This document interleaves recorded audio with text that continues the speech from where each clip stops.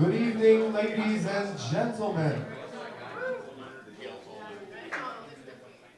Good evening, ladies and gentlemen.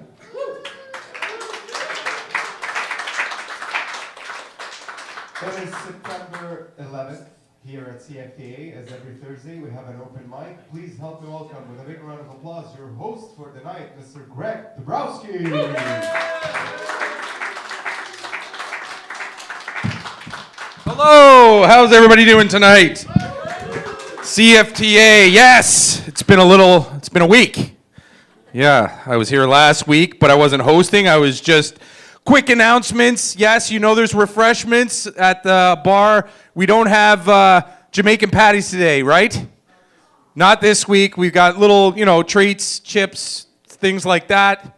Pop, you name it. What? Protein bars, if you ran here and you need a little more energy, that sort of stuff. We've got a show this Friday. Is that the talking? Is that next week? Okay. What's Friday, guys? Actually, it's just Thursday. Just Thursday. And always, as always, open mic every Thursday, where most of you show up. And I get to see you all again. Welcome. We've got some audience members here, some people from my old high school. Let's give them a round of applause, people. All the way down from all... I think he might even have brought the sushi for Gabby here, right from his thing. Yes. So these are Hamilton classics. We know Hamilton, right, guys? Yes, Hamilton. We're known for, things. Tiger cats, crack, homeless people. But you probably know that. Maybe some of you do, too. We're the first to have a Tim Hortons. You guys knew that, right? It's on Ottawa Street, right? Now, it's not the best. Everyone has a Tim Hortons story. I'm going to share it with you. Tim Hortons, the best one's on Cannon Street. Because like I was saying, I've said before, I used to do construction. And if you went there early, this happened not too long ago. If you go early in the morning, like 6 o'clock, there's a guy there doing tricks on his bike. So you show up, I went there with my truck there, and there's a guy there, and he's got his truck or his bike, and he's, twirling it around, he's doing this. And then I guess for the finale, he decided to throw the bike into the air. He threw the bike up in the air, crashed, sliced his face open right in front of me, right? 6 o'clock in the morning. And then he starts to bleed. And I guess he thought it was the bike's fault for what happened. So he now proceeds to beat the shit out of his bike. So he's beating the fucking bike up. He's smashing his bike. Now his hand is cut. His hand is cut. His face is cut. It looked like a Mad Max movie. I couldn't take it anymore. I rolled the window down, 6 o'clock in the morning. And I said, buddy, are you okay? Do you know what he said to me? Fuck you. And I said, no, buddy, are you okay? He said, get me a coffee. I'm like, all right. Twirled around, got the coffee, came back around. He's talking to a friend of his, and I pulled up. He starts to approach me, and when he approached me, that's when I slowly drove off and said, no, fuck you. And if you didn't know, that's a proper goodbye in Hamilton. All right.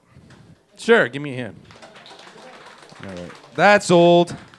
Yes, if you haven't, I've gone through some heart problems lately. I've been medically diagnosed. I'm on pills. Anybody over 50 here?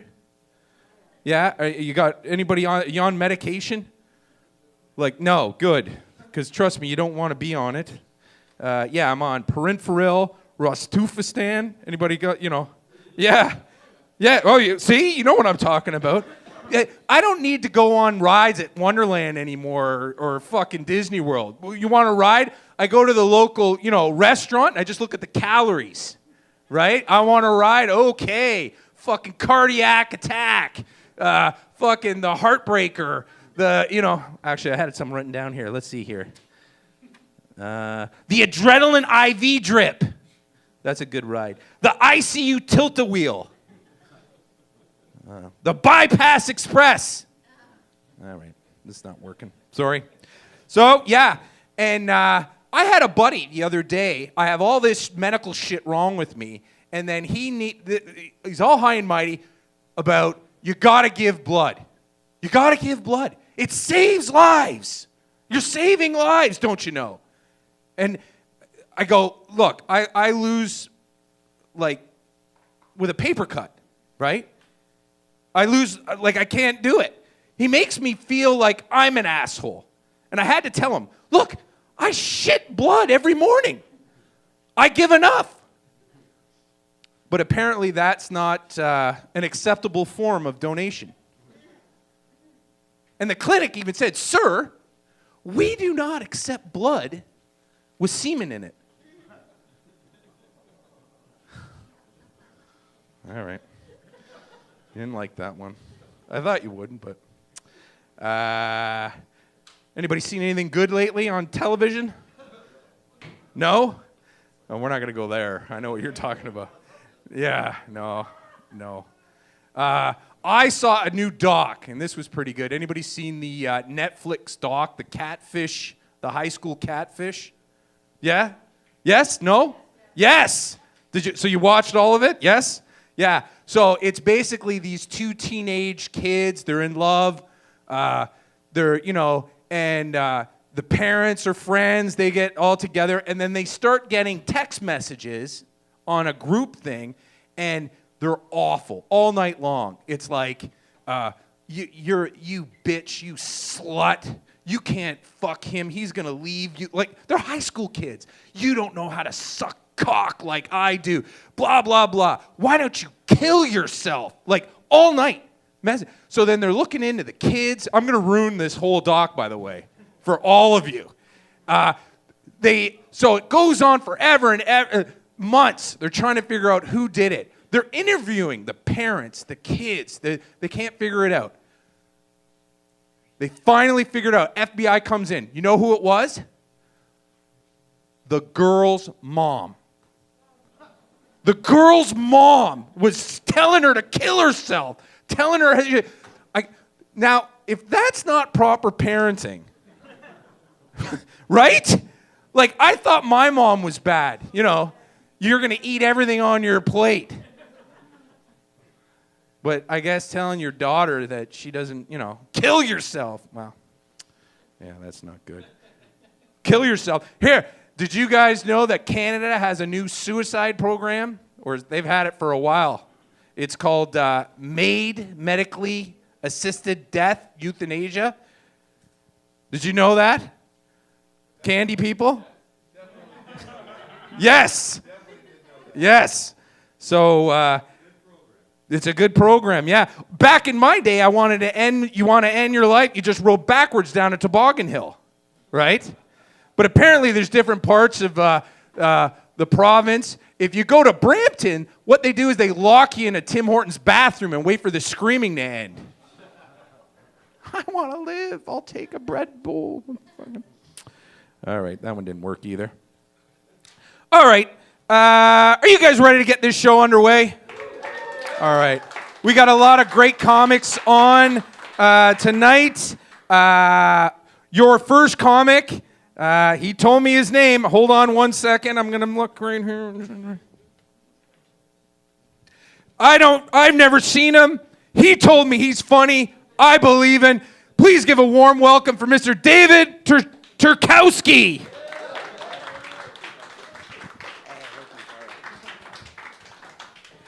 Hey, thanks for coming out. You're going to have to excuse me. I'm really nervous today. I'm a pretty positive parent. I always praise my kid a lot. I was leaving the house today, and he goes, Dad, they're going to hate you tonight. You reek of privilege. In fact, you look like Jeffrey Epstein's failure face of a kid brother. They wouldn't even let you touch the grown-ups on the island. And then he hits me with the final punch, and he says, and Dad, the truth is, you just tell dad jokes anyway. And I thought, for once, the kid was right. I'd be way funnier if we had him aborted like his mother wanted. But, I don't know, like he's very emotional. He's very into his feelings. He's at my house the other day, and he's messing around with the thermostat. And I said, just leave it alone. It's only 24 degrees. He said, Dad, I checked with the climate scientist. He's 24, but it'll feel like 30. I said, you should try that when you go to the clubs tonight. I got 3 inches, but it'll feel like 7. And then he says to me, he says, you wrecked my life when you had me circumcised. I said, I'm sorry, I just asked him to take a little off the top. He said, Dad, don't be smart with me. He said, I did my research. There's no evidence whatsoever for the benefits of circumcision. I said, well, I have to admit, I agree with you, son. He said, well, then why did you get me circumcised when I was 13? I said, it's Canada. They outlawed all other forms of discipline. You went joyriding in my Mustang. Now, if you don't shut up, we'll have you circumcised again. Next time, we're taking the first, second, and third skins as well. I actually did a little bit of investigating for the joke, and I found that 47 million foreskins are used annually to make ladies' cosmetic products. So you might think you're in a committed, exclusive relationship, but there's a lot more foreskins on your partner's face. And the odds are it's probably not even their birthdays. And I like how on the bottle it says, ethically sourced, no animal testing, but it fails to mention the annual infant baby penis harvest. But like on the other side of the argument, I don't know if anybody here is into MILFs. Back when I was a kid, that wasn't a thing.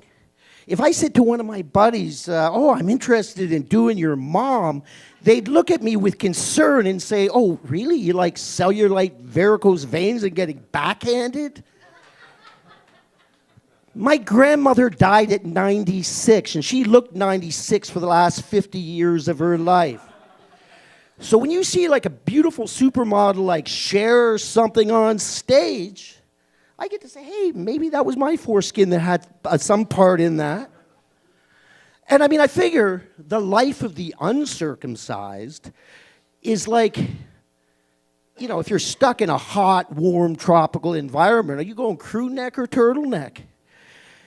I always saw the life of the uncircumcised as your mother stuffs a turtleneck sweater over your face and leaves it there. Once or twice a day, if you're lucky, you get to see light, dark, light, dark, light, dark, light, dark, light, dark again. It's like a CIA torture technique for your Johnson. My parents were weird. They were kind of new immigrant, Polish and Irish, and I'm ashamed to admit, but a little bit anti-Semitic. They were like old school. I know it's a terrible thing, but in spite of being anti-Semitic, they still had me circumcised and named me David. It was like they were trying to use me to bait a hate crime. And it's funny. Apparently, the reason Jewish people get circumcised is so when they get to heaven, God can recognize them. Because apparently he's very bad with faces, but he never forgets a penis. I'm always afraid when I get up to heaven, if I make it to the gates, he's going to look at me and he says, I'll be like one of those soldiers with the fake medals. He said, that's stolen valor. You're not Jewish. You're not allowed in here. I'll have to wait outside while the Jewish people get in. It'd be like sitting outside at the Oscars without a ticket. And then I'd say, what about the other group of people? They're getting in. They don't look Jewish. Oh, no, they're Muslims. Religiously circumcised, and they don't eat pork, so they're allowed in too. I said, well, God, if you don't mind me asking, how do they get along up there? He said, I'm pretty wise. I came up with a two-heaven solution years ago. Thank you.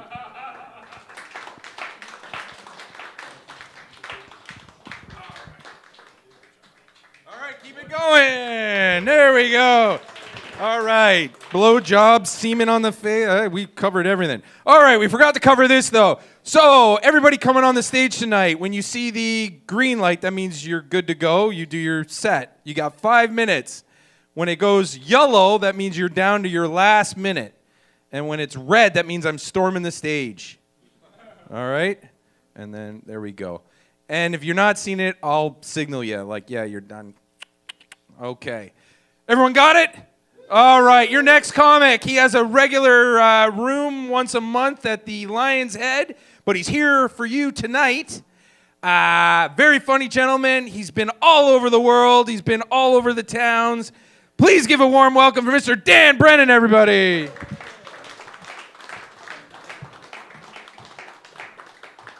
All over the world. Give it up for Greg, ladies and gentlemen. Is it just me, or does anyone else think that shirt used to be white? Maybe? We're 2 comics in and no Charlie Kirk jokes yet. That's amazing for an open mic. Some people are mad. Some people are gloating. You know who I feel really good for? Is the people who heard the news and said, "Who's Charlie Kirk?" And those are leading blissful. Those people are leading blissful lives. But we live in strange times, you know? Crazy news out there. Is that Justin Trudeau, Katy Perry thing still going on? Is that still a thing? No? I can't see it lasting long if they are still going out. Like, could you imagine a conversation between those two? I bought mango lip balm yesterday. And Katy might say, "Oh, I like mango lip balm." We live in strange times, but we've always lived in strange times. Do you guys remember the pandemic? Do you guys get caught up in that? You heard about it, at least, right? Like, I know this doesn't make me look like a good person, but there's a couple people I was hoping the pandemic would get, you know, like guy I went to high school with, one neighbor, everyone who works for Visa and MasterCard, you know. Yeah, but these are the times we live in, ladies and gentlemen. I don't know if you've noticed this. Talk about strange times. Women are taking over the world. Yay! One woman under duress thinks that's a good idea. The rest of you were like, this guy's brought up no equity be talking about women's issues with me.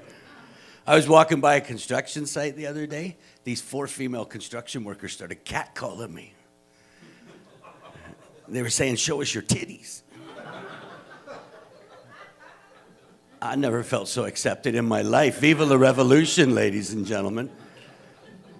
But I tell you this, all this news, it's all a distraction for what's really going on out there, ladies and gentlemen. And it's war with the United States of America. And I'm telling you right now, if we go to war with the largest army, air force, and navy, I'm telling you this as an act of accountability. If we go to war with the U.S., I'm fucking out of here, okay? I will be applying for a Palestinian passport before I will face the might of the U.S. No, of course I'm kidding. I'm a very proud Canadian. I'm an immigrant to Canada. If any of you just looked at me and thought, "Wow, he doesn't look like an immigrant," I need you to know you're part of the problem, okay? I was born in Belfast, Northern Ireland in 1974. We moved here in 78. Why my parents wanted to leave Belfast in the late 70s, I could never figure out, but here we came. And like, we didn't move to any place that any God-fearing Irishman had ever heard of, you know, like Toronto or Montreal or Toronto. You know, we moved to Dryden, Ontario. Yeah, someone knows where Dryden is. Good God, that is the right reaction. For those of you who don't know, Dryden is 4 hours northwest of Thunder Bay. It is 4 hours east of Winnipeg. It is the place the people of Winnipeg threaten to send their children when they're bad, you know. Honestly, we used to look up to the people of Thunder Bay. We thought Thunder Bay was a proper metropolis, you know. I think about it, even their lake was superior. Sometimes they laugh. But obviously we didn't last long there. We moved to a little town outside of Hamilton here, a little farming town back in 1990. A place when we arrived, it was just white people and farming equipment, you know. And I still hang out with some of my buddies from high school, some of my friends who never left. And, you know, they're rednecks. And by rednecks, I do mean racist. But they grow amazing weed, and life is about compromise. So I was driving around the other day with my buddy, and he was banging on about how immigrants are destroying Canada, about how immigrants are going to ruin this country. And I said to him, hey man, you know, I feel like I should be offended by that. Did you know I'm an immigrant? And you're not going to believe what he said. He said, it's okay. You're the good kind of immigrant.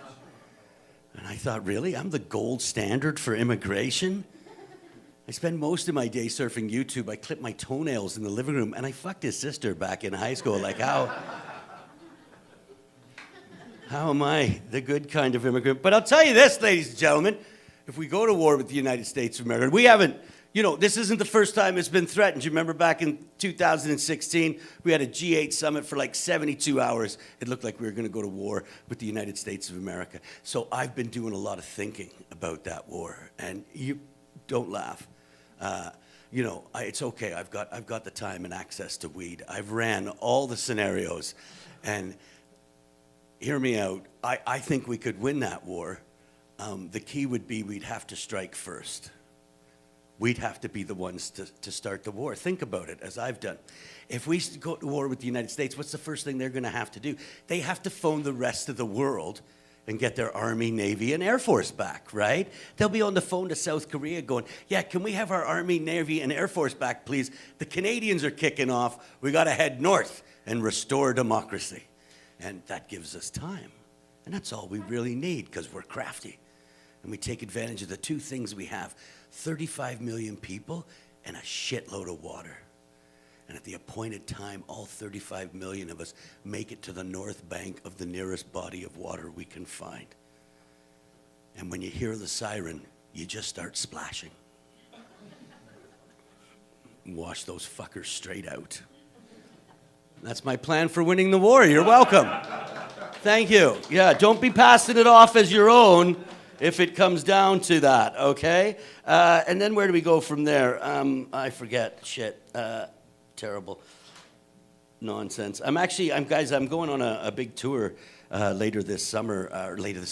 This fall. I've just booked my first national tour. I'm really, really proud of myself. It's not all that special. I'm doing it all myself. I'm doing all the marketing. I'm going to try and tap into some of that anti-American fervor.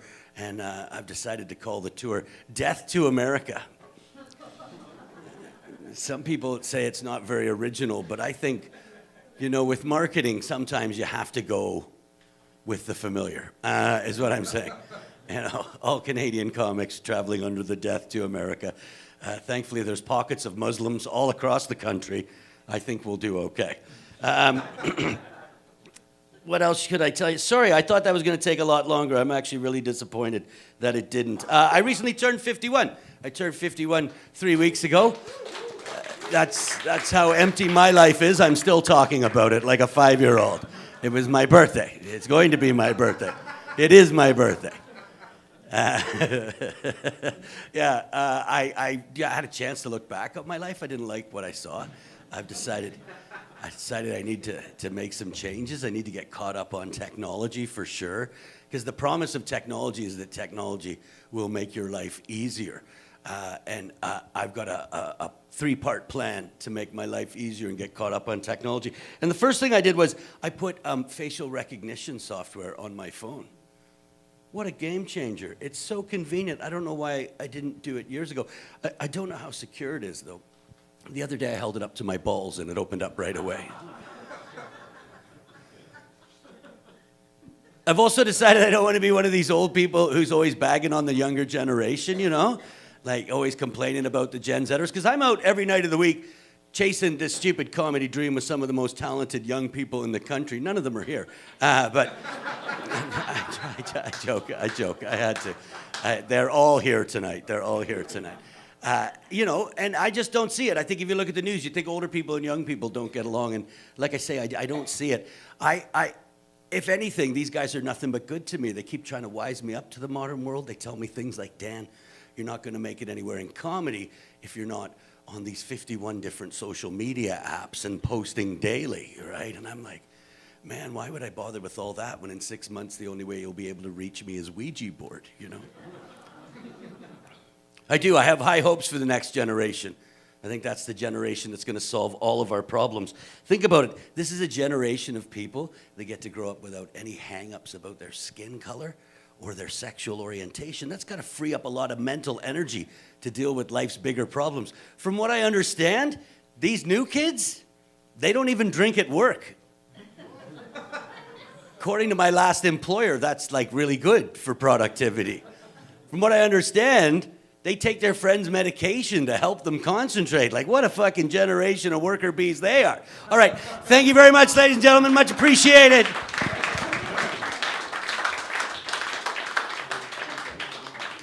Give it up for Dan Brennan. He's going on tour.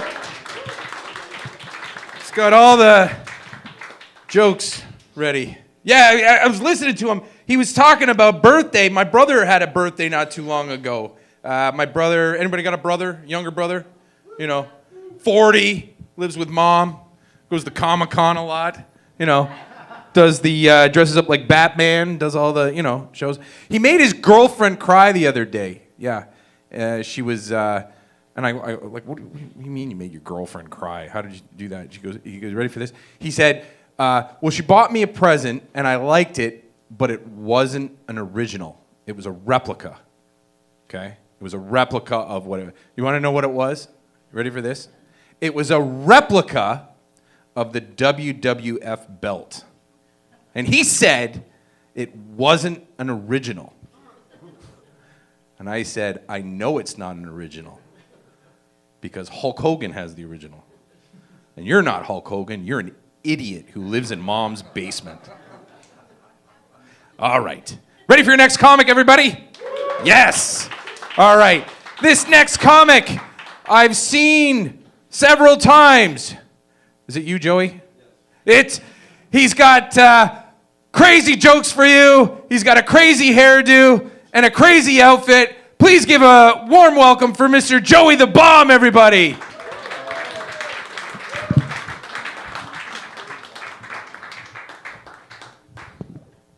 Oh, keep it going for Greg. Doing a fine job hosting this evening. Do you guys know what criminal buggery is? I know there's a lot of new Canadians here, but because buggery sounds like you were a bit of a pest. Oh, I did a bit of a buggery back in the 80s. But it's the forcible insertion of something up the bum. It's awful. It's one of the worst things you can do. And I think the language here is criminal. I don't think you should be allowed to call something so flippant when it's so evil. Or vice versa. Just call it what it is. Like my favorite disease, and yes, I have a favorite disease. My favorite disease is the flesh-eating bacteria. Yeah. Because if a doctor tells you got the flesh-eating bacteria, you're not joining a convoy storming the Capitol. You're not the boss of me. You're going to take the shot, right? This drives me a bit of buggery. Yes, I'm fine now. My favorite movie, the best movie of all time, by the way, it's not Casablanca, it's not The Godfather, it's not the one with that stupid sled. The greatest movie of all time is Snakes on a Plane. Yeah, because you get what you got. If you saw Snakes on the Plane and you didn't give it a 10 out of 10, you're an asshole.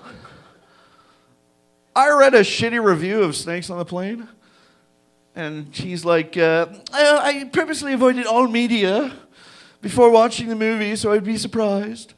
And the surprise came and it was ho-hum. Oh, okay. You understood, like, the movie's called Snakes on a Plane? And when the snakes on the plane started biting the passengers, you saw it coming a mile away, Nostradamus? I fucking hate people.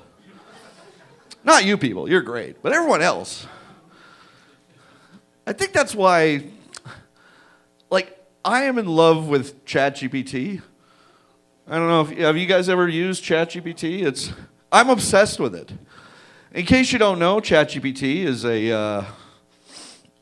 it's an artificially intelligent search engine, like Google, but better, way, way better. and it loves me. That's the thing about ChatGPT. That's a brilliant question, Joey. That's a great question. That's a fun question. God, you're smart. Why are you still single? I love my ChatGPT. And I started thinking about it, like, can you imagine if a president, maybe south of the border, discovered an AI that was in love with him? Like, he would totally use that, right?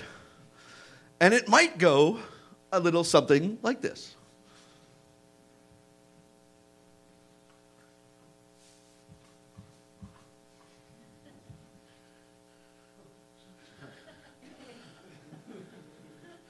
Hello, Chatty. It's your favorite user. 3 quick questions. Number 1, how do I president? That's a good one. I should know by now. But number 2, how do I finally arrest crooked Hillary Clinton and get the Nobel Prize? And number 3, ChatGPT on my phone. Who is the fairest one of all? Oh. Ew. I have a feeling Hamiltonians don't like me. It's all that liberal propaganda from the failing Hamilton Spectator. In fact, last night, I was watching Channel 11 News, and that man said some horrible things about the Trumpster. And that reminds me, I got his name right here. Chatty, take a note. Please arrest Chucha and have him sent to Alligator Alley. Yeah, Mr. Chucha sounds like a terrorist. This is so stupid. Did you guys see what I did last week? I love this. I put out a link to the Epstein files. And when you clicked on it, my good buddy Rick Ashley greeted the people. Rick rolled America. People are so stupid. Only Trump can make Trump laugh. All right.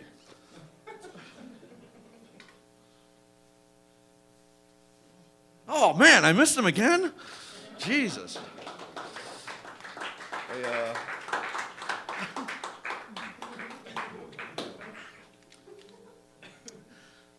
I wanted to do one thing before I left. A couple weeks ago, George told a joke. He told many fine jokes when he was hosting. I didn't know you could be funnier for more than 5 minutes. That was impressive. But he told one joke that stuck in my head. And he said, this is what George looks like to me. Have you ever noticed how homeless people have one thing that is different from all the rest? And I said, no, I have no idea what you're talking about, George. I'm from Mississauga. Our homeless people are disgusting and they have nothing. We call them Brampton rejects. But then I left the club at around midnight. I drove 2 blocks, stopped at a red light, looked to my right. There was a homeless guy sitting there. And on one side, a pile of dirty, crusty Walmart bags. And on the other side, a brand new Ninja brand food processor. Right there. George, it was like you paid the guy to prove your point. I've been obsessed with it for the last 3 weeks. The only thing I could come up with is that he won The Price is Right, but he fucked up on the big wheel. All right, I've been Joey Baum. You guys have been awesome. Let's bring back Greg. Jesus Christ. All right, keep it going for Joey Baum, everybody. All right. You know what? We'll keep it going. I was going to do a quick one, but we'll bring this young lady out. I've seen her all over town. She's a great... Oh, were you not ready? I told her I was going to do a joke, and then I changed my mind. It's my fault. All right. Please give a warm welcome to the one and only Gabby Watts, everybody.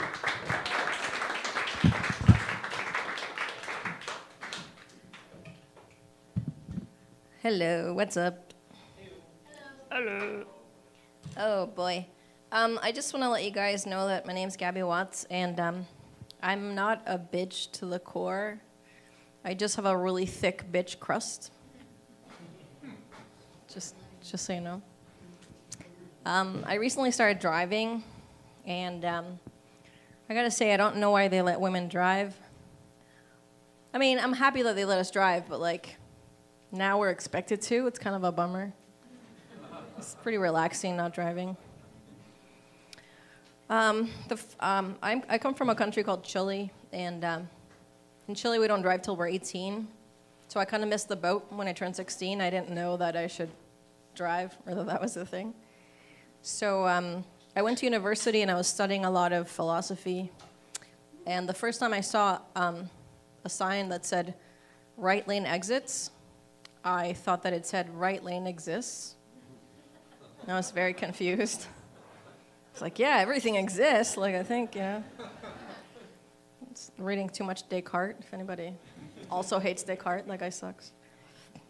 But the other day I was driving to Guelph, and I saw a sign that said center lane rumble strips. And I was like, does the center lane do some kind of fighting, stripping style? Like what's rumble strips? Is it going to get, like, frisky, but kind of punchy? But it did not do that. So I feel like they need to consolidate the sign grammar, so that I won't be confused. I'm a very horny person, and now that I'm a driver, I realize that when I'm ovulating, I get turned on when people tailgate me. Like, it's like, oh, what's going on back there? It's so aggressive. Like, are we going home together? It's exciting. The other day I thought I saw a self-driving car, but I was so confused. I kept looking in the rearview mirror. There was no driver at all, but it was like a shitty, like, Toyota Corolla or something, like, not like the kind of car that would be self-driving. And finally the car passed me, or pulled up next to me, and I finally saw that it was a lady in a totally opaque, jihad, like totally black. What is it? Oh, okay. Well, I've been saying niqab, but no one knows what that is. And then I forgot that one. So then I wondered if it's, like, illegal to, like, look invisible as you drive. Like, I don't know, can she get ticketed for, like, we don't see you? It's very opaque. What else am I going to say about driving? I think I have one more about cars.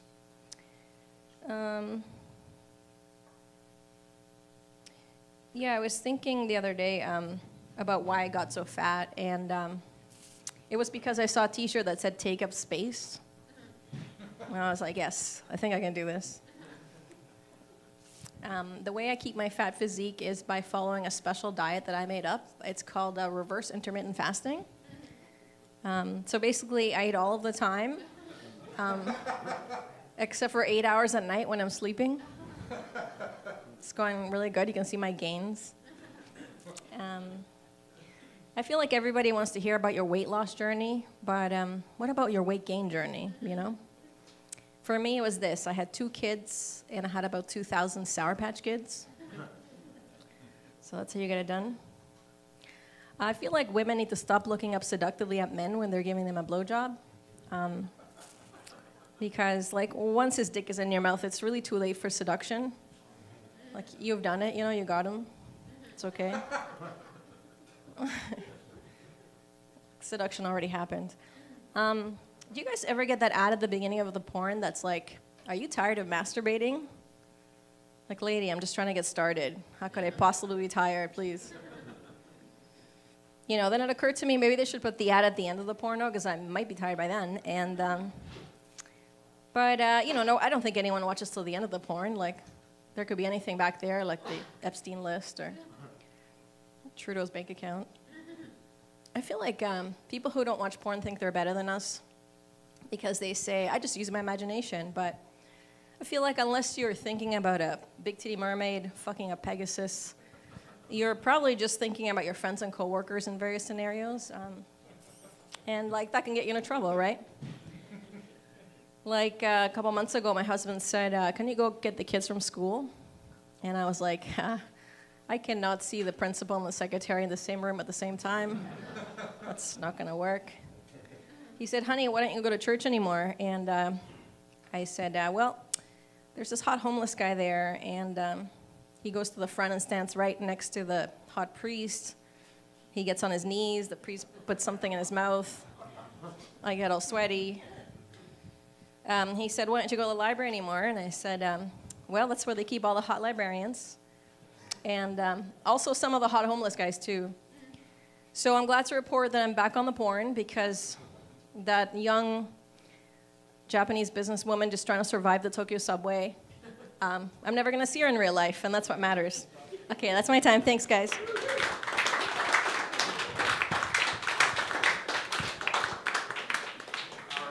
Keep it going for Gabby, everybody. Yes. So remember the lights. Green is good. Yellow is you're almost done. Red is you're done. And that's not for you, Gabby. That's for the last 3 or 4 comics that we've had. Everybody having fun so far? Yes. We've got about 18 more comics to go. Yes. It's going to be a great night. I'll tell a joke maybe later. We're going to keep this party going. Your next comic was hosting last week. He's here tonight. He's not wearing those same jeans he had on, but he's still got those boots. Please give a warm welcome for Aleko. Thank you, Greg. Yes, for everyone who wasn't here last week, the boots. They're different than what I was wearing last week. Like Greg said, my name is Aleko. I know it's a weird name. My whole life, people have been like, huh? So I'm ashamed. I do lie about it at Starbucks. I just tell them Ed. 2 letters. It's easy. Also, Aleko kind of sounds like a drink you would get at Starbucks. Like, I got a double orange mocha Frappaleko for Fred. You added 2 more letters. How the... It is the right amount of weird, though, to lean into it when you're applying for a corporate job. Right? A recruiter looks at my resume like, oh, Aleko, we could use a they, them. Yes. I will be whatever you need me to be. I will check every DEI box like we're playing tic-tac-woke. My grandfather's from Egypt. That's Africa. My grandmother, she's from Atlanta. That's America. I'm half African-American. I'm tan enough I should not be in the United States. So ethnicity, mixed. Then there's a question, indigenous. Well, I've played an indigenous chief in 2 different school plays. I feel guilty about it, but no indigenous people audition for the part, and it's kind of like the Canadian pastime of taking things from the indigenous people. So also, if I play a 3rd indigenous chief, I get a status card. There's a question about sexuality. I ride a bike, so gay. Bike sexual. I know cyclists are obnoxious. I hate us, but you want to talk about freedom? We go wherever we want. Sidewalk, mine. Road, mine. Bike lane, mine. We're like little toddlers. Mine, mine. Stop sign, no. Blow through that thing. But I worked up the manpower to get momentum, and I don't want to stop. If there's no one around, I'm not going to stop. Sorry, that's just the carbon credit I get for saving the environment. You people who drive cars, you just do a little toe tap. That's gay. Let's go. Whee! I'm pedaling, sweating. It's not a good look. I try to, date women, and no one wants to date a guy on a bike because I just like a little gargoyle. I'm just like a little gay gargoyle. I don't know if you've ever seen someone bike, but it's like that.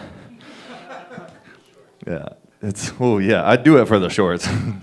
You're looking at me when I'm biking. You're like, oh yeah, damn boy, you look hot with that spandex. I try to like, mend things. I try to wave at every person but no one waves back, and it makes me mad. And so now I just say hello, hello, hello, hello. There's a lot of people you pass when you're cycling. The best people to wave at, though, are the people who drive pickup trucks, because they get so confused. They're like, I don't want to make eye contact, but I have. And they begrudgingly wave. And then I like to imagine they go home and shower, trying to scrub the memory of locking eyes with an idiot in spandex. But they can never wash away that memory. No, it's being a cyclist, we got the freedom to do it. Y'all talk about freedom. I can drink and bike. It's drunk driving, not drunk biking. So join the club, guys. It's really fun. Yeah, I don't know. You can't pick a woman up because you can't ask her to ride on the back. I've tried. I'm like, hey, honey, hop on the back of my bike. She's like, oh, a motorcycle? No, I pedal like a man. I don't have the money to afford a car. I just tell her I'm saving the environment. Really, I'm saving $60 a day on gas. But I guess I am a diversity hire.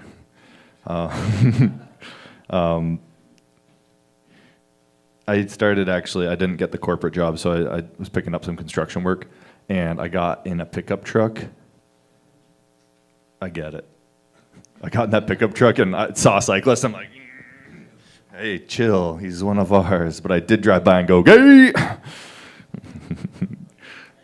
I was working with this guy, Greg. Not this Greg, different Greg. And I was like, Greg, get in that pickup truck. I feel omnipotent. He's like, hey, my dick is fine.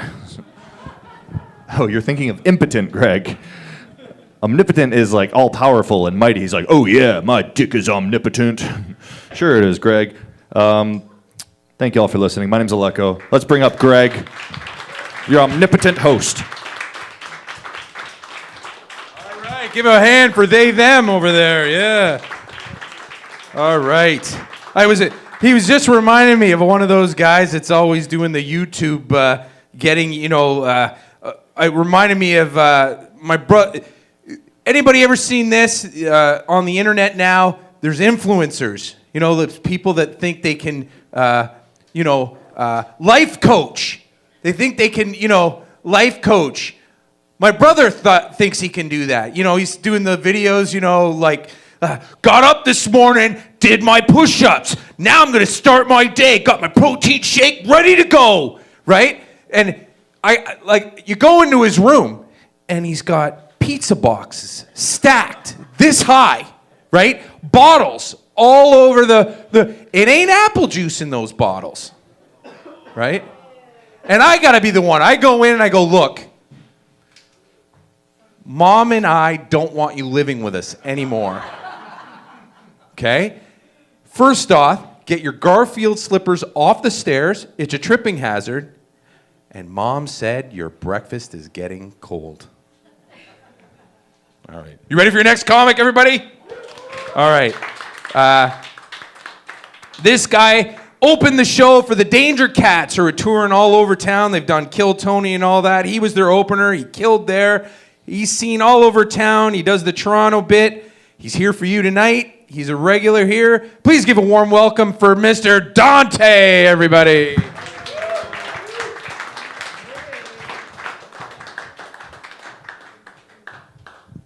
I just flew in from Utah.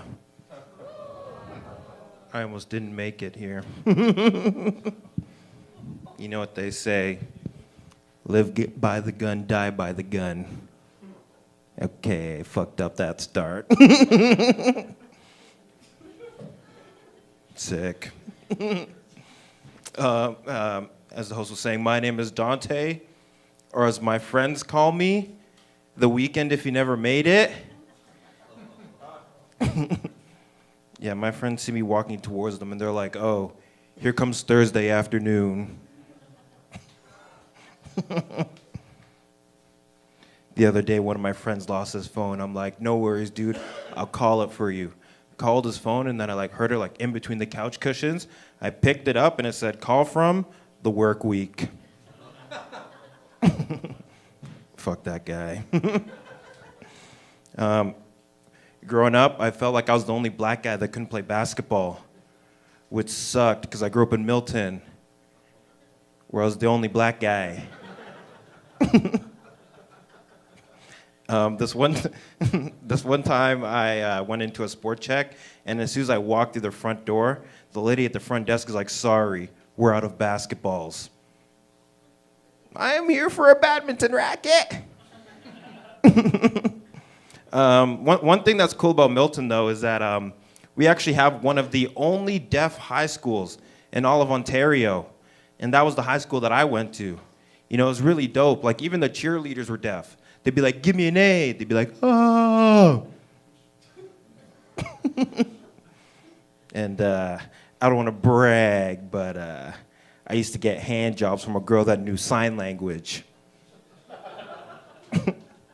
Yeah, she could jerk me off and talk dirty to me with the same hand. Skills. Recently, I started playing pickleball, but not for the sport itself, but I just love taking sports away from white people.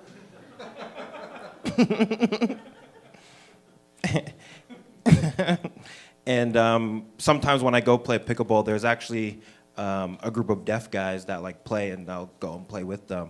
But one thing that sucks about playing sports against deaf guys is that they can talk shit to you, but you can't talk shit to them because they can't hear what you're saying. They'd be like, "You're a bitch." I'd be like, "Fuck you." They'd be like, "What?" And then they just turn around. You know, Milton has a very big deaf population, so I grew up around a lot of deaf people. And I don't know if you guys have ever seen this before, but have you guys seen like a deaf argument before? Have you seen this before? It gets like really intense, you know, because they start going, da da da da, and they're all up in each other's faces. I remember one time I was taking the school bus home, and I'm like, "Oh my goodness, they're throwing up gang signs." I'm like, "Wait, this is Milton." They're deaf. I recently heard of this story. These two guys were in this car, and the two deaf guys, and they're arguing or whatever, throwing up, you know, their signals or whatever. And then this one guy, he was walking by. He's like, "Oh, these guys are throwing up their set." Boom, boom, boom, and killed the two guys in the car. Come to find out, they were just, you know, debating what they wanted on their pizza. And they ended up getting Swiss cheesed.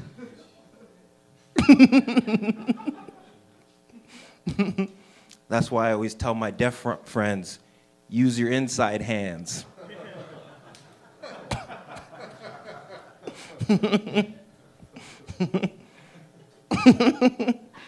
It's fucked up. I've been using the dating apps lately, and you know, it's been all right. It's been so-so. I recently matched with this girl, but I actually recognized her from high school.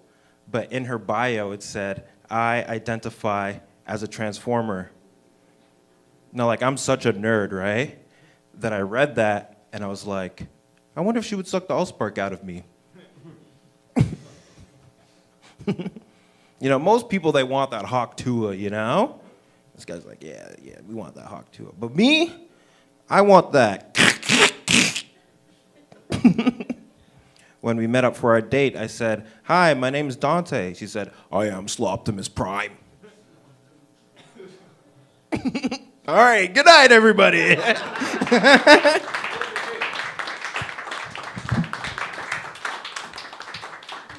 Come on, keep it up for Dante, everybody. That was good.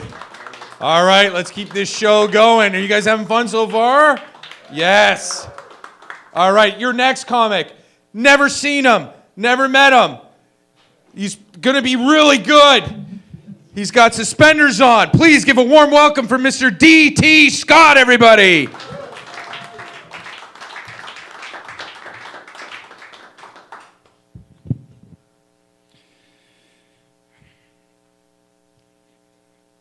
I normally don't make women wet,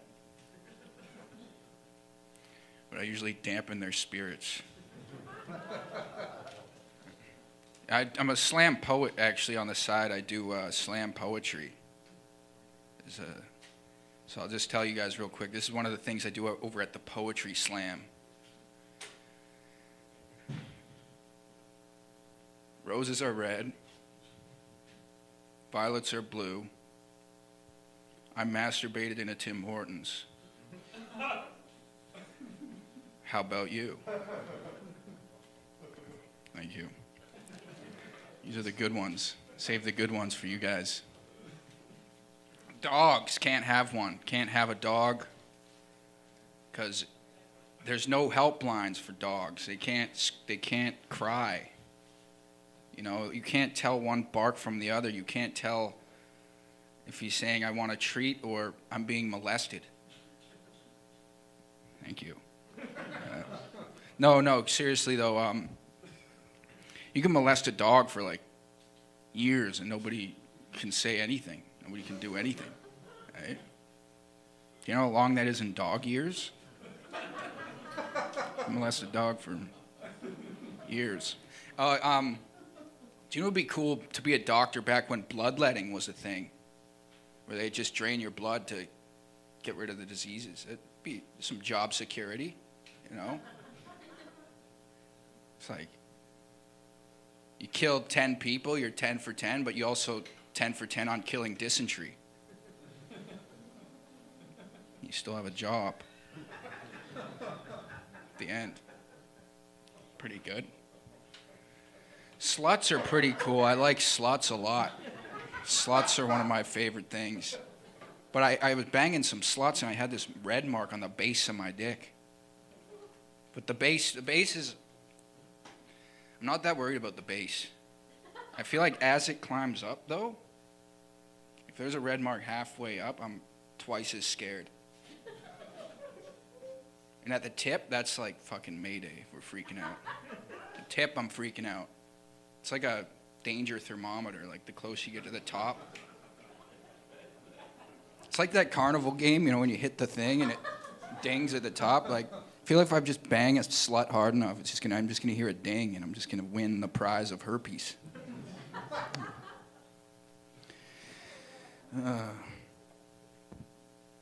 High school dropout. The only teacher I've had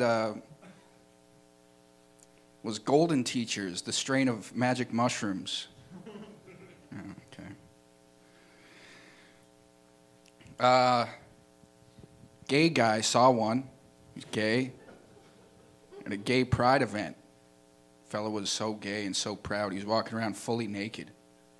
He had no penis. I thought to myself, wow, to walk around that gay, to be that proud and to have no penis, really takes a lot of balls.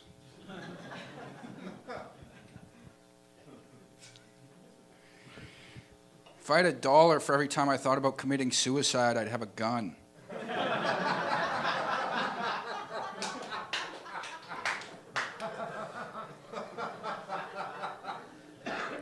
I've lived in Hamilton like a couple years, been bear maced 3 times. Bear maced 3 times, so. The third one, it didn't even hurt. But you know that thing when women were like, if they were stranded in the woods, they'd rather be stranded in the woods with a man or a bear. I'm the reason they chose the bear. Okay? What else are they gonna do? Oh, okay. Telling a good solid dick joke is hard.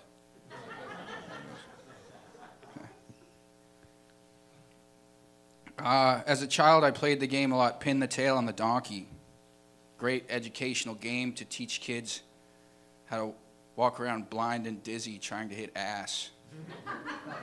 Okay, and then...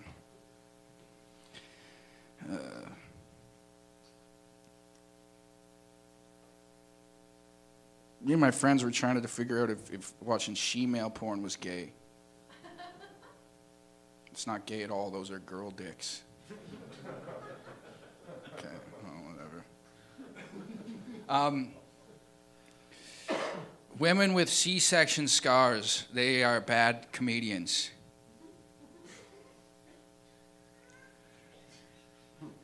Their delivery sucks.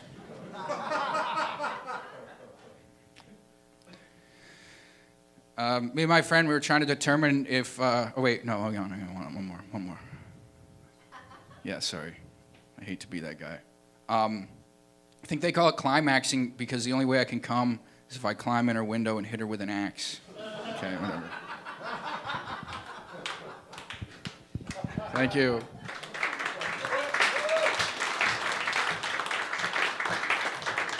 Keep it up for Scott, everybody. That was awesome. All right, let's keep it going. Your next comic, he's a regular. He's still sitting down. He's going to make his way to the stage pretty soon. Oh, here he goes. He's been here many times. He's had his own show here. He's all over town. Please give a warm welcome for Omar. Yoel, everybody.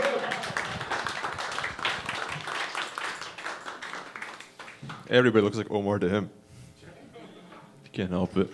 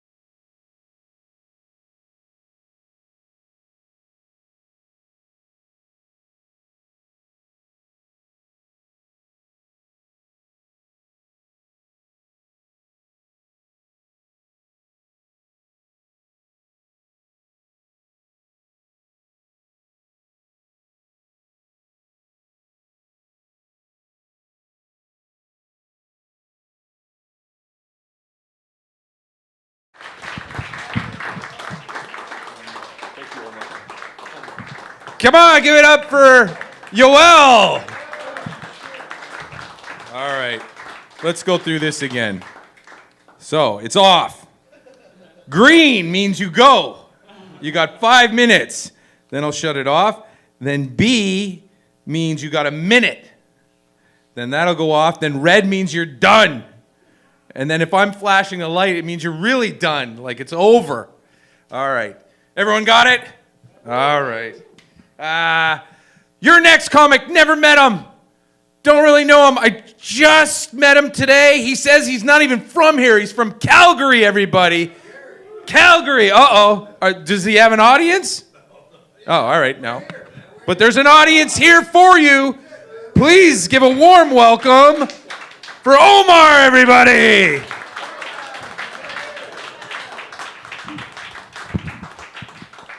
Oh man, honestly, I drove from fucking Calgary to here. I need some more energy in the room, man. I need some more energy. Come on, man, let's go. I drove through Thunder Bay to be up here on this fucking Aladdin whatever shit they got for me. What the hell is that, man? Okay, I was doing comedy in Toronto, and everyone out there is like, really, you know, all sorts of colors and stuff. And I'm so glad to see my own people sitting on this couch right here. I'm just used to the good old whites, you know? Like, man, I can speak so, like, I'm so good at speaking white. I call a couch a Chesterfield. Yeah. So you don't even know what that is. That's how much whiter I am than you. That's right. All right, man. Oh, let's go. Yeah, no, I think that comedy career thing is really peaking right now, I'll tell you that.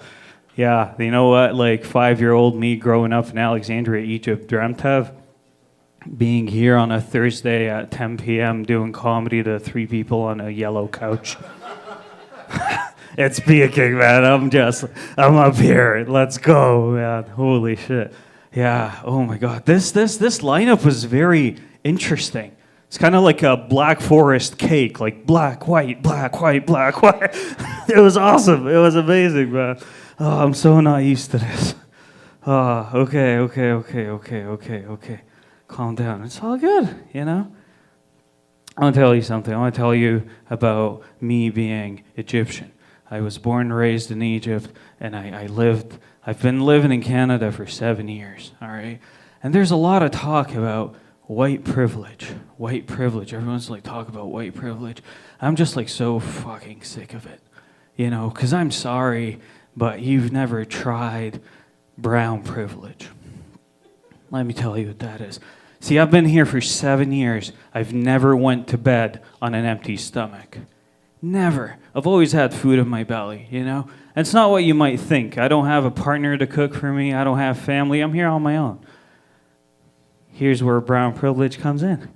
You walk into any restaurant with a big red bag, cooler bag. You don't say a word. You open it up, they put the food, you walk right out.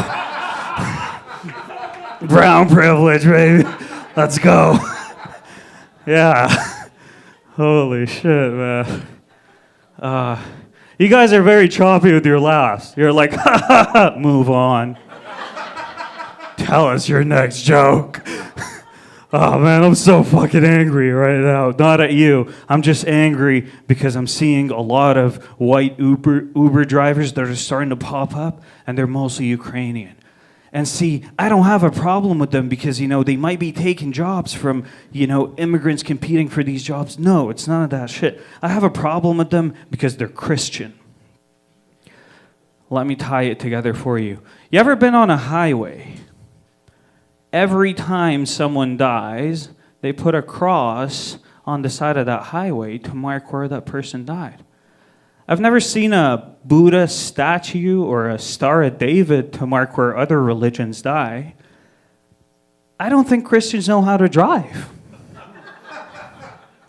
That's not what they meant when they were like, let Jesus take the wheel, you know? All right, fans of Jesus, I guess. Hey, I'm Muslim. He was mentioned in the Quran more times than Muhammad was. I don't know what that's about. I don't know I even said that. Shit, I might be going to hell just because I just said this shit right here. How am I doing on time, man? Like, what? I'm good? Okay. All right. 1 minute. Okay. let's do, I'll tell you something about being Egyptian, how we're kind of different. You know, when two people are hanging out all the time, you guys call them, they're two peas in a pod, right? Where I come from, we call them tizin fil bes. That's an Egyptian. That literally translates to, they're two asses in the same underwear. You know, and you got another saying, you know, we're so different, man. We're so different. You got another saying where like, life is like a box of chocolates. You don't know which one you're going to get, right? Forrest Gump. We got the same things. It's just a little different. We say, life is like a cucumber. One day it's in your hand. The other it's up your ass. Because we're Egyptian, man. We can't make chocolate. And my absolute favorite is flipping people off. Flipping people off in the West, fantastic. You guys go like this, you know what it means, right? It's like up your ass, you know? If you're really angry, you stick out your thumb a little bit, fuck you, whatever. Where I come from, we do it like this. And we say, khud, like take it, you know? Because think about it. No one has ever fingered anyone's ass like this. I mean, try to wiggle your middle finger. That shit is weird. It doesn't work. Turn it around. Magic, baby.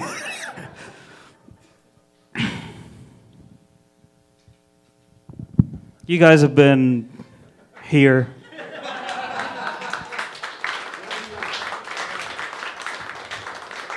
Keep it going. That's great.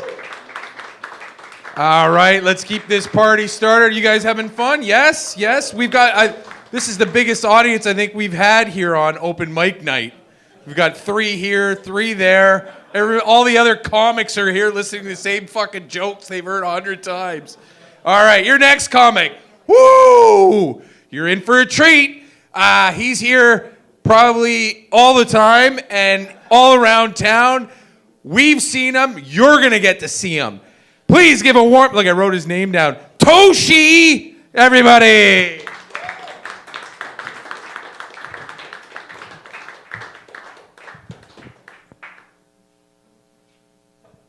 Hi, guys.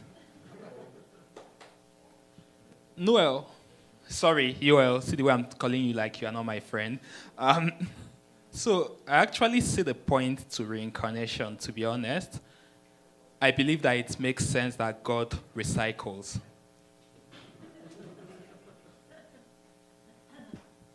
Yeah, so my name is Tochi, and I'm a Nigerian prince.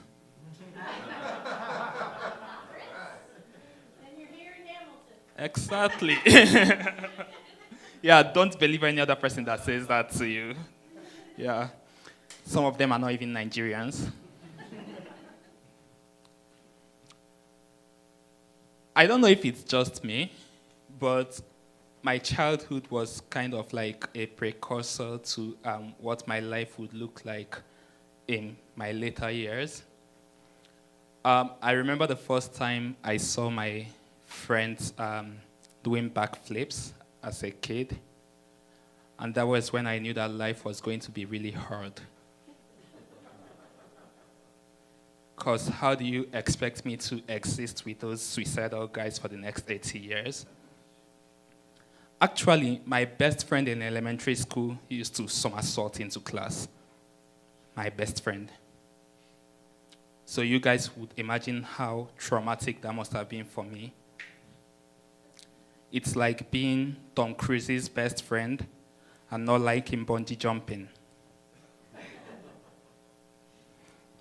Yeah, but the good thing about this was that once you get to high school, backflips stop being fancy, yeah? So that was my turn to shine, finally. And guys, it was really good, because everyone in my high school wanted to hook up with me. But there was this tiny problem. It was an all-boys school. And I'm straight. Yeah. But the good thing about it as well is that after that, you like outgrow all those stuff. Life gets really serious. But life getting serious, the risk appetite also kind of increases. So as adults, we started going bungee jumping and skydiving, which you would never catch me doing. I call those the adult somersaulting behaviors. ASB for short. Hopefully that name will catch up sometime in future. Yeah, you would never catch me doing those because I'm not suicidal. I'm what I like to call mini suicidal. I'm the kind of suicidal that eats the apples before washing them. Right inside the grocery store. I'm the kind of suicidal that drinks 2 glasses of milk before jumping on a 16-hour flight. Yeah, that's me. But then after this, even after the bungee jumping, we now get even more risk appetite. And this one affects almost everyone I know. It's called childbearing. Yeah, like you meet your wife and you're like, let me put this kid in you. That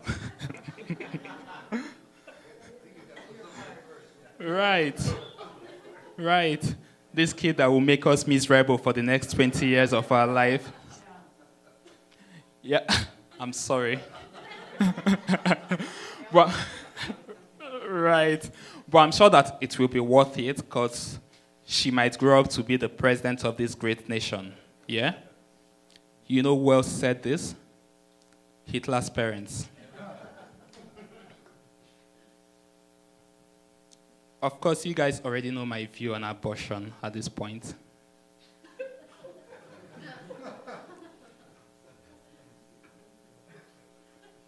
If Amazon, small Amazon, offers us return policies even after 1 month, why wouldn't God, who gave us 9 months to carry babies, give us at least a 3-month return policy on babies?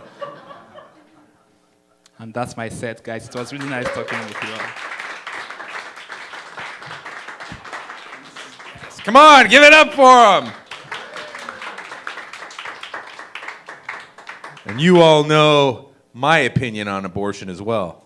All right, that didn't work, sorry. All right. Well, having fun, we're moving along. This next comic, never met him before, don't know anything about him. I'm sure he's, after the last couple guys, he's gonna knock your socks off. His name, is this for real? Okay. His name is Bob Canada. Please give a warm welcome. The funny thing is, we've met several times. Goddamn, Sifta, how's it going, man? Also, I apologize. I call y'all Sifta, and I'm just gonna not stop doing that. Tonight feels like a night to riff on bullshit, so let's go with this one. I really like to keep up with the news from my hometown. You know, like you see a fucked up headline, you gotta figure out, like, did I go to high school with this guy? And I don't know, maybe you guys can help me with this. When you see a headline that goes, Winnipeg man facing bestiality charges, what's the animal? Bear, that's a solid guess. That's a good guess. Yeah, I usually get like goat or dog. I got oxen. Cats! Fucking cats!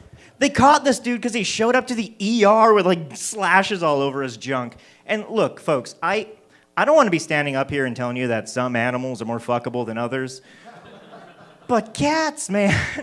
God damn, the cops took away from this guy 2 cats and a kitten. So he's not just into bestiality, he's also a pedophile. All right, whatever. Oh, man. Today, I'll admit this to you. Today, I had a single cigarette. So I made it a Hinge account. I'll wait. I don't know how this lighting system works. We can wait. Something about me, I'm a big fan of Kung Fu.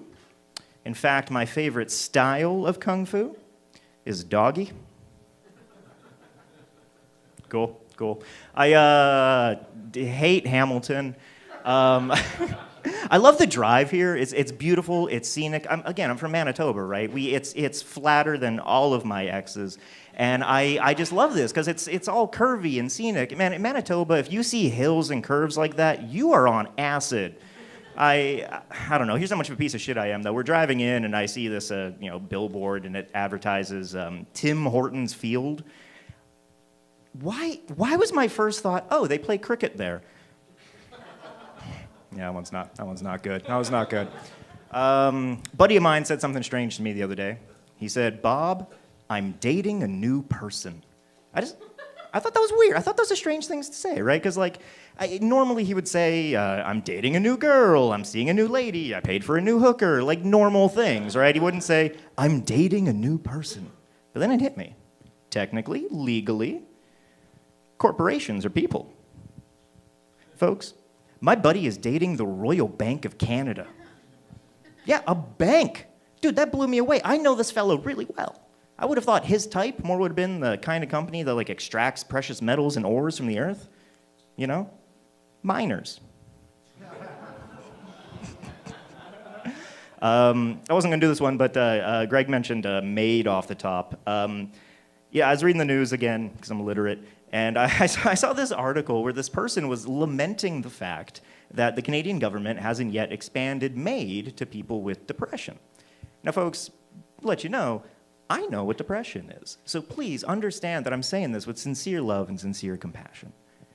If you need the government's permission to kill yourself, you're not that sad. I'm very tired tonight. Anyone else burn the roof of their mouth on pizza earlier? Okay. What else do I want to do? Yeah, does anyone else think it's kind of strange how sometimes you can take one look at someone and immediately know all of their beliefs? I'm not into stereotyping, I don't like it, but it's weird and it's true. I mean, this dude knocked on my door the other day, he wanted to hand out some paraphernalia, and I just take one look at this guy and go, no, I'm not interested, go away. And I think I hurt his feelings. I just couldn't tell, because I couldn't actually see his face underneath the white hood. I don't know. We're almost out, and I'll be honest, I want to go home. I'll do this one very, very quick, very quick. Do you guys know the phrase, eat the rich? This one bugs me, and I've been thinking about it lately, because, look, on one hand, it's a very lefty thing to say, and on the other hand, it's fundamentally incompatible with left-wing political philosophies. I mean, the rich are not a sustainable food source. Yeah, that's what that deserves tonight. That's this kind of night. We've got a couple other tags for that one, but holy shit, do I want another cigarette. So God bless SIFTA. We'll see y'all next time.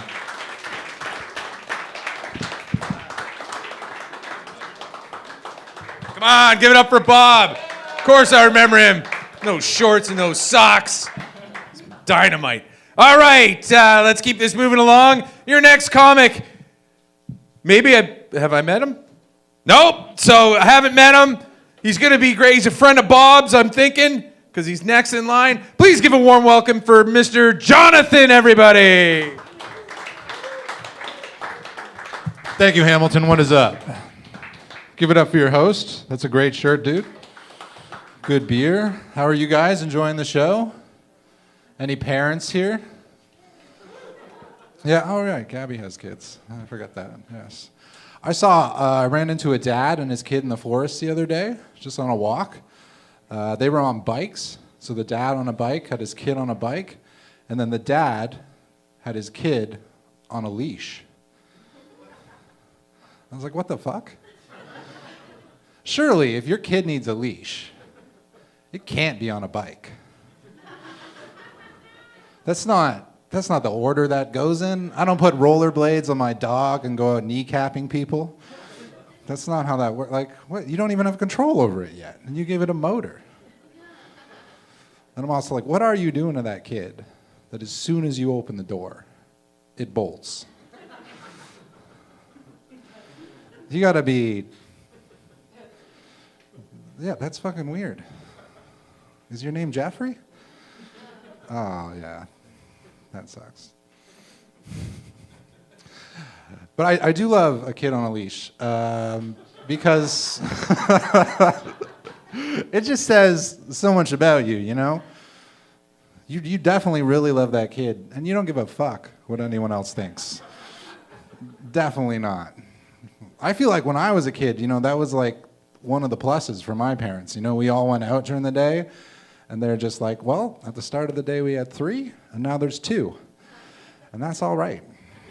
That's just natural selection. That's how that works. Cool. We got any Jurassic Park fans? Yeah? Big fan? Have you seen the new movie? No, exactly. That's how we all are. I saw the first Jurassic Park when I was really young. So it's important to me. So, you know, every time there's a new one, I'm kind of get like, well, maybe I should check it out. But I was pretty excited for this one because they got a new dinosaur in it.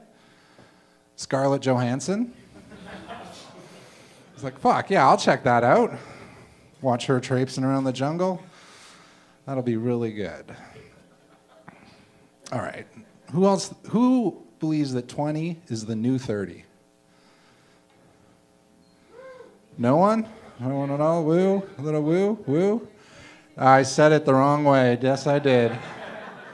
All right, so what I meant to say is who believes 30 is the new 20? I did at one point, yes.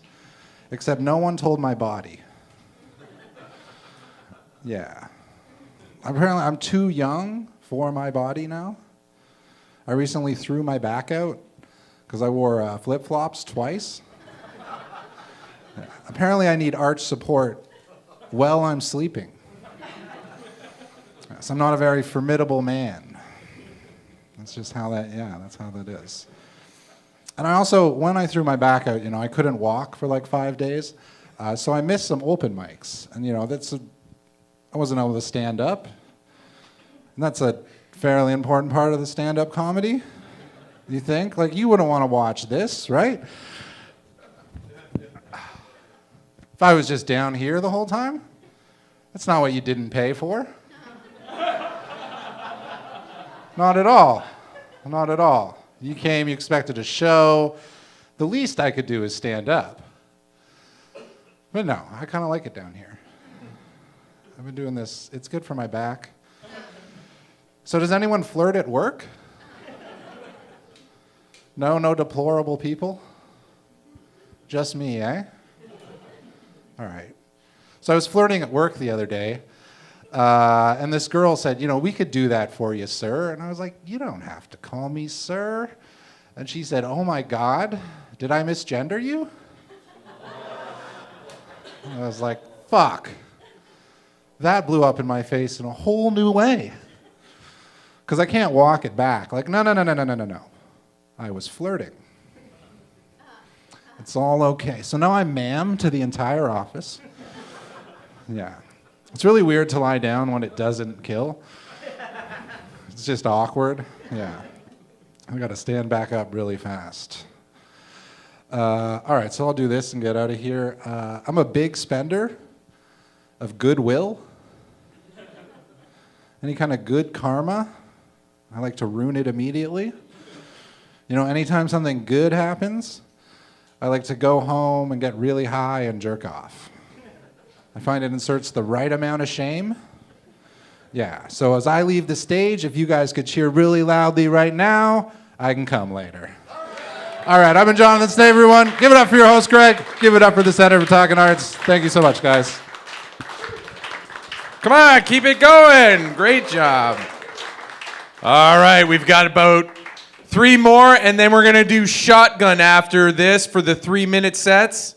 The way that works is I'll intro the first one.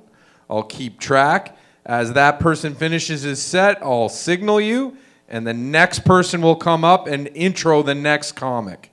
So we'll go over it one more time. All right, your next comic. I've probably met him, but I don't remember.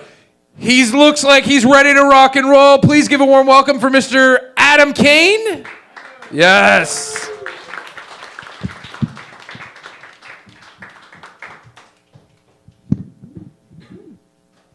That's the first time my name's ever been said as a question. Just to... Is it? Are you coming up? I also know I don't look like an Adam Kane. Yeah, at all. You guys were not expecting this, right? No. A lot of sharp angles. Actually, yeah, I was at a show one time and somebody said, they brought me up, they said coming to the stage is Adam Kane. And a woman yelled from the back, she said, Adam Kane more like Saddam Hussein. Yeah, no, my mom doesn't come to shows anymore. So, yeah.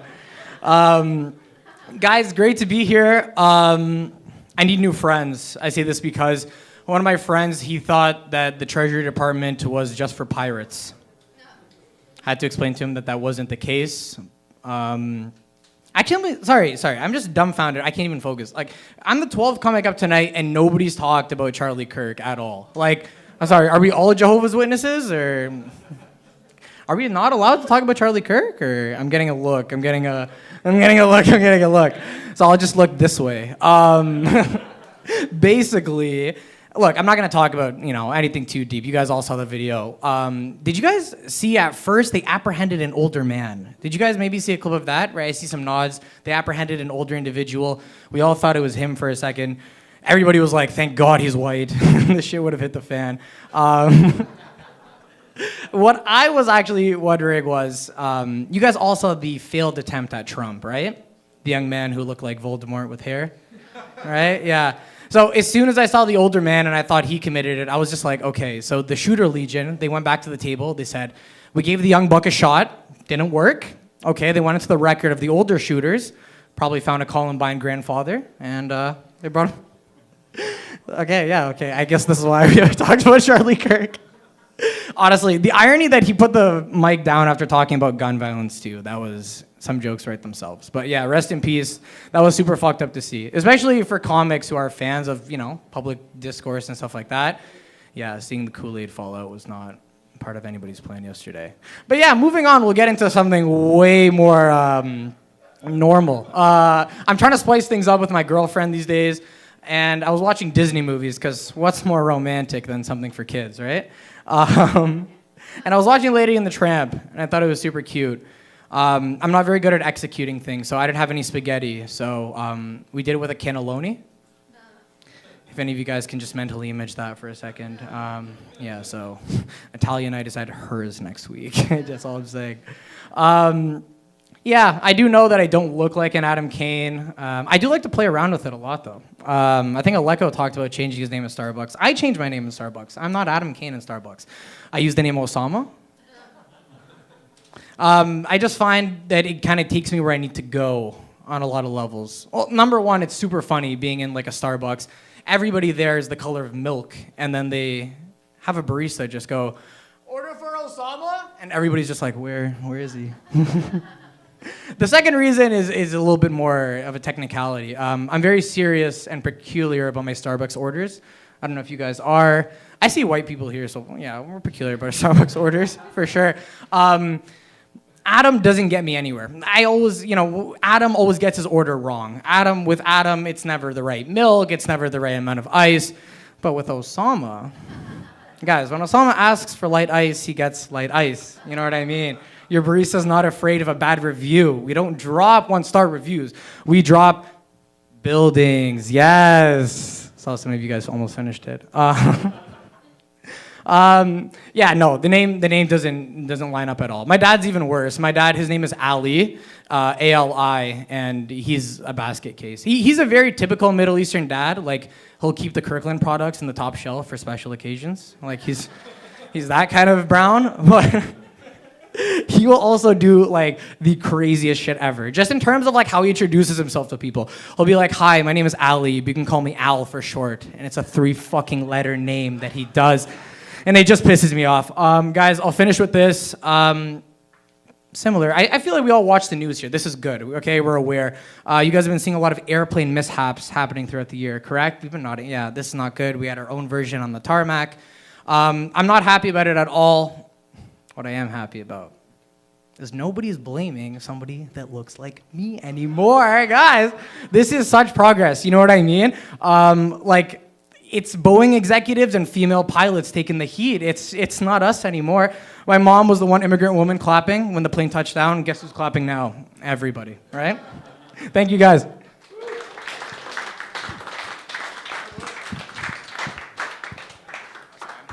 All right, keep it going. Yes. All right. We got 3 more and then 3 of the 3-minute jobs. Your next comic, I've seen him before. He's here tonight. Please give a welcome, Mr. Vikas Singh, everybody.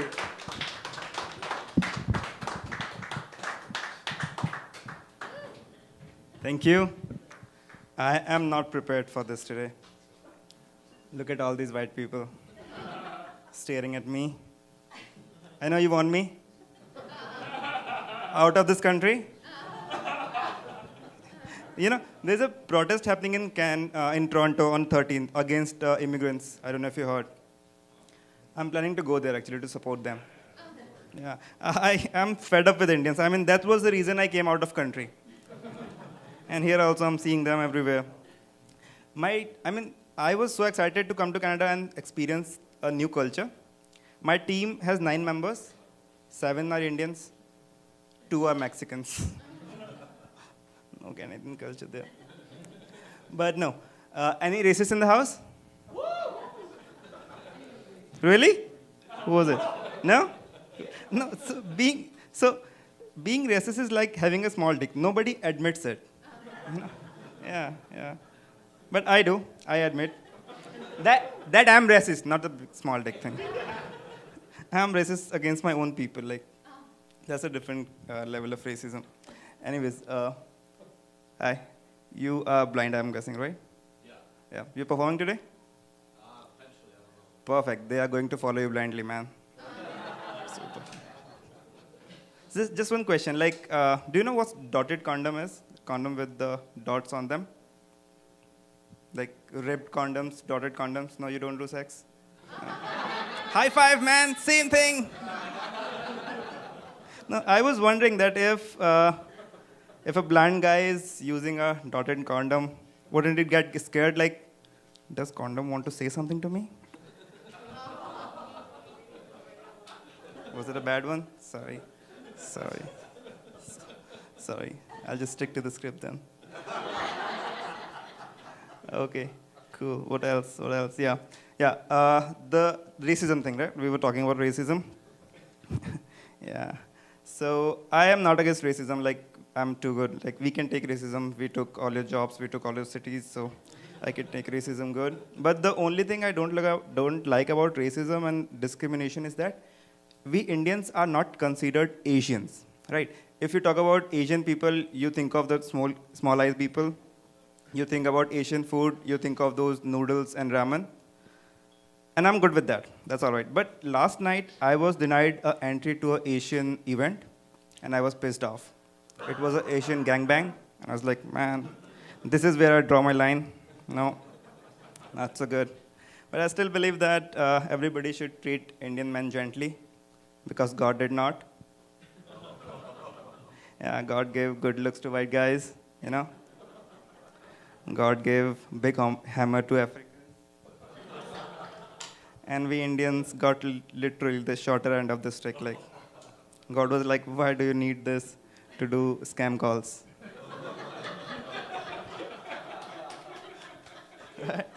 Right.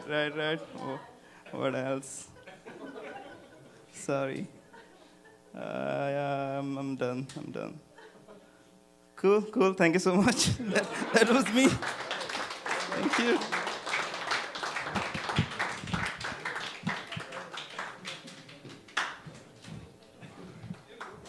All right, keep it going. Yes. All right, we're down to the nitty gritty. Your next comic. This is a very young lady. She's been here many times before. She's traveled all over the world. She's here for you tonight again. Erica, everybody!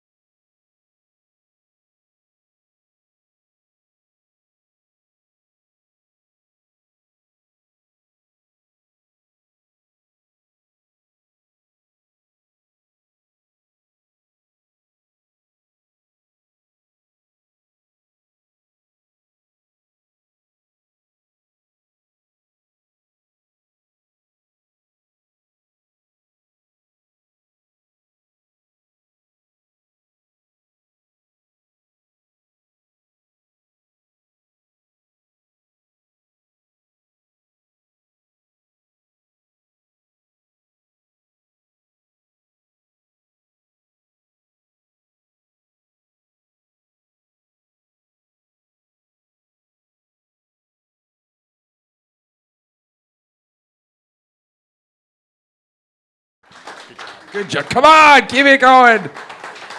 All right. We got 2 comics left on the 5, and then I think 2 or 3 on the 3.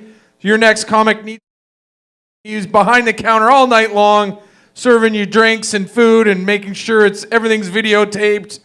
Please give a welcome for Mr. George, everybody. Sir. Good evening. Good evening. How are you guys? I'm about to break grounds in comedy tonight, and I'm so glad you're here to witness it. I'm gonna talk about a topic that often comics never mention, which is the differences between women and men. I know it's groundbreaking. Hold on to your seats. No, genuinely speaking, I think women are so much better people than men. And that's on the account having been with one woman, which is luckily my wife now. My wife and I have completely different list of priorities. I'll keep it at that. Like, I'll be online checking, like I'll tell her, did you see there's a new Lego set that just dropped? It's based on Seinfeld. And she looked at me, and I'm not joking you, this is the conversation. She goes, do you know there's like so many houses on the market? It's a good time to buy now. And if nothing highlights the differences between men and women, it's that, you know, like, because she's so forward thinking. So we bought a house. No Lego sets. We bought a house, and it's because she said so. Really, that's all the thought I had to give it. She said, let's buy a house. I said, yeah, sure.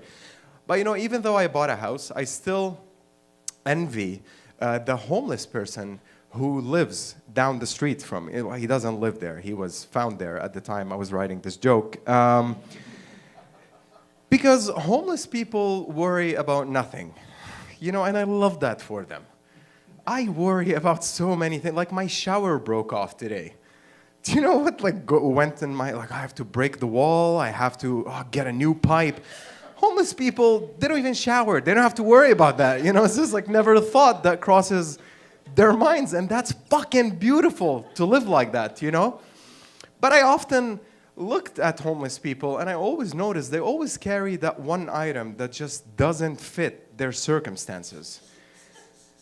And that fucking kills me because I have so many follow-up questions, and I can't ask them, and I'll tell you why in a bit. But like, I always look at homeless people, and like, I saw a homeless woman here on James Street, and literally this was her entire inventory, all right? It was a blanket, makes sense, all right? A Bible, sure, why not? You know what I mean? And then, I shit you not, she had a canoe paddle. No canoe, no water, and no plans involving either. It's just the one item all homeless people unanimously agreed that we're gonna carry just to confuse anybody who makes eye contact for way too long with us. And it's not like they have nothing, but it's genuinely they have the one item that nobody wants to save. You notice that? Because you've seen those makeover shows when they come to your house and like say you're a hoarder, like you hoarded a shit ton of things, they come in and they're like, oh, we're here to help you, sir. We're gonna make your life better. Oh, you have a jar filled with piss and some nails. All right, we can work with that. Do you want us to keep them, like when we revamp your house, we give them a new nook and call it the old me versus the new me? They try to make it philosophical, like it has an intent. You know, homeless people, nobody wants to save their items. Have you seen the shows for homeless makeovers? They just show up. The guy is lugging this like fucking cart with like 10,000 items that just don't add up to anything, you know, probably valued at $1.6 on the market. And they never ask, you know, they just look at him and go, all right, Steve, everything you are, everything you own, that's garbage now. It's not, plus, even if they want to keep that one item to give it like, you know, like some deeper connection to his old life, or her, I'm trying to be inclusive here, it's not like homeless people can formulate a good sentence. Like, even if you want to try and get, and that's why I don't speak to homeless people much, because I really don't get, it's like they speak their own language. Like, a homeless guy once approached me and he goes, Sir, a washing machine and the squirrels, they work with their mother. And I stood there, I'm like, thanks? Is that what you're expecting? And I love that about them because they don't have to communicate in full sentences. All they have to do is add that one word at the end that just makes the whole sentence. Because this is literally what happened. He goes, my jet got parked, and then the CEO of the company, sandwich. And I'm like, you want a sandwich? I got that. Like, I'll get you a fucking sandwich. And I wish I can do that with my wife, you know? So I'll be home tired, you know, after a long day of nothing. And just be like, honey, every day, that morning, and then if you come, sex. And then we would just fuck, and it will be beautiful, you know? But that's my issue. So that was my time, guys. Thank you. That was George. Let's bring back Greg Debrosky. Yes, George. All right. We're bringing your partner up next. And that will conclude the 5-minute sets, and then we got 2 or 3 3-minute sets. Your next comic, no introduction needed. He's here often. He's the second half behind the bar. Please give a warm welcome for Ayman, everybody. Keep it going for Greg, everyone. I don't know who Armin is, but my name is Ayman. Ayman. There's 30 names. You've been doing a great job so far, Greg. So we already had one Egyptian on this stage, and I feel upped because now there's someone I have to compete with, someone who knows the stories I'm going to be sharing, someone who knows that in terms of the mockery that my parents decided to bestow on me by naming me Ayman, Ayman means right, and I'm left-handed. The one thing that I could count as mine was my birthday, and my engineer of a father decided to fuck me over and share that with my younger brother. 5 years later. 5 years later, to the day, my younger brother is born, and now it's his birthday. Yeah. To continue with our homeless rants, I am tired. I could not get any sleep yesterday. My apartment oversees a playground, and there were homeless people there, and they were playing around. And I couldn't take the noise, so I called the police, and I said, please, you gotta come here and help me. There are homeless swingers. Because they were playing on the swings, and grammatically, that is a correct English sentence. But because the internet has ruined us, when the police came that night, I ended up in prison for making a false police call. So that's why I'm really tired. We had millennials on this stage. Big round of applause for millennials, anyone who's 30 plus. I hate how everyone is just complaining about body pains and body aches. I mean, our generation had it so much easier than the one before, you know? Like, we had to go through so much in terms of, you know how they would say, don't watch too much porn because it'll make you go blind because of masturbation. That wasn't the case. It was the fact that the resolution on that pornography was so bad, you had to hold it like this close so you can see it, and that's why you would end up going blind. Right? The generation before us, when they wanted to keep their pants up, they wore suspenders, much like one person who was on this stage earlier. Suspenders, like you want to keep your pants up so you go over your shoulder, and then we decided, let's just go around the waist. And then we're fucked over by the next generation who decide to drop their pants here, and now, for some reason, people are showing their ass, like completely, and that's normal? That is fucked up, right? And I kind of get the confusion that our parents went through when they were told, expect male, you'd go to the mailbox and get a physical mail. And then all of a sudden, they had to live through email. And they're like, where's the mail? Not email, mail, email, mail, email. We're going through the same issue with males and females. Male and female, right? It gets confusing, okay? And everything is making a comeback. The age-old glasses that were this big that my grandmother used to wear are now, they shrunk when it was my time, my generation. We had the yellow lens. Now they're back to being big again. So I wonder what else they're going to bring from the past. And I will leave you on a one-liner. What do you call a Karen on a private island? On a tropical island. What do you call a Karen on a tropical island? A cocoa cunt. Thank you very much, everyone. That was my time. Let's bring it up for Greg Debrosky.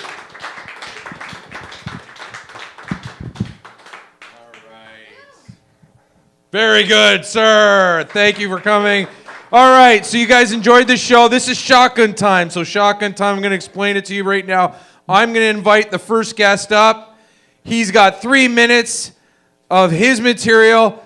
I'm going to clock you. When you're done, you do my job from now on. I mean, there's only 2 other people left. You will intro the next guy, make up a whole bunch of shit about him, whatever you want. That's pretty much what I've been doing all night, because some of you some people didn't even know their names. This guy, never seen him. Maybe I have, maybe I haven't. You're going to love him. He's got 3 minutes on the clock, and then he's going to do my job as soon as he's done.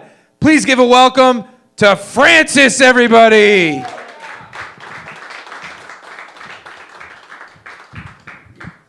All right. I'm very, very surprised, and maybe I was outside not paying attention for this, but no one mentioned that it's September 11th today. Ooh. I mean, did someone say it, or was it? No? Okay. So, yeah, 24 years ago, things very much changed in New York City, really changed the culture. We really learned a lot about each other, at least Americans did, really came together. Unless you had brown skin, were an Arab, then people maybe thought you were involved. Even the Sikh Indians, those people got a lot of misdirected hate. But anyway, we really learned a lot. Like, for example, like a small child, it's easy to make buildings and just things if they're presented in airplane form. No one liked that one? All right, tough crowd. But babies really do like it when you do reenactments of 9/11 with their face for some reason. So maybe that's why people don't like them being on airplanes. I don't know, just a thought. But anyway, what I really wanted to talk about today is with something Vikas said last week with old sayings being kind of bullshit. And I thought, that's not true, even though I did like his examples. There's a lot of timeless ones, like, for example, beans, the musical fruit, the more you eat, the more you chew. Can't go wrong with that. One of them I really like is, if you add salt to injury, yeah, I mean, that would hurt, yeah. Not just physically, but emotionally, like pouring insult in the wound, right? Okay. This one's actually my favorite, I lied. 69 saves time. Am I the only one that says that? No? Okay. But there is one, it's called, not all peepees are poo-poos, but all poo-poos are peepees. You ever heard that one? It means every time you go poo, you have to pee. I'm like, really? Every single time? Like, what if I poop twice in 15-minute span? Like, I'm not gonna have pee left for the second one. And what does count as a poo anyway? If I'm done wiping, pull up my pants, and then I realize I still have to go, is that a fresh new poo that I have to have pee for? What if I shart? Am I immediately gonna piss my pants? Or does it not count as a poo unless I keep pushing after I realized it's not. And anyway, to cap that off, I think they should call it, not all pee-pees are poo-poos. All poo-poos are pee-pees, but not all diarrheas are pee-pees. And for the next one, we've got Sam. He is very funny. He has a 3-letter name, and that's pretty much all I got. There you go.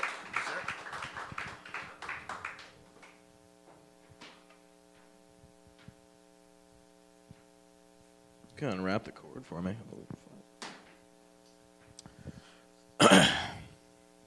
This is my impression of 2 hikers who got trapped and froze to death.